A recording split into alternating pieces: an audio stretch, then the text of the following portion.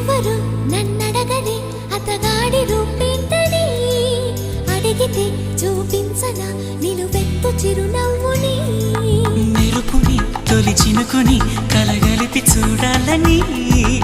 ఎవరికి అనిపించిన చూడొచ్చు నా చెలియని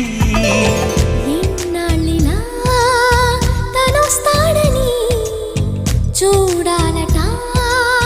ప్రతి దారిని ఏ తోటలో